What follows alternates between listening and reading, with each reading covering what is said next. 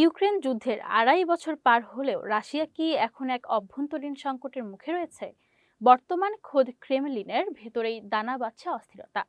আন্তর্জাতিক বিভিন্ন গোয়েন্দা সংস্থার প্রতিবেদন বলছে, বড় ধরনের অভ্যুত্থান আতঙ্কে রয়েছে রুশ প্রেসিডেন্ট ভ্লাদিমির পুতিন। পরিস্থিতি এমন যে রাজধানী মস্কোর ভেতর তার জন্য গড়ে তোলা হয়েছে নজরবিহীন নিরাপত্তা বলয়।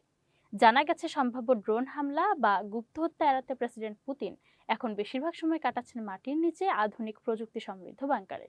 এমনকি তার প্রত্যেক কর্মকাণ্ডে ব্যবহৃত ভিডিওগুলো আগে থেকে রেকর্ড করে রাখা হচ্ছে, যাতে তার প্রকৃত অবস্থান গোপন থাকে। ক্রেমলিনের আশেপাশে মোতায়েন করা হয়েছে বিশেষ সুরক্ষা বাহিনীর অতিরিক্ত সদস্য।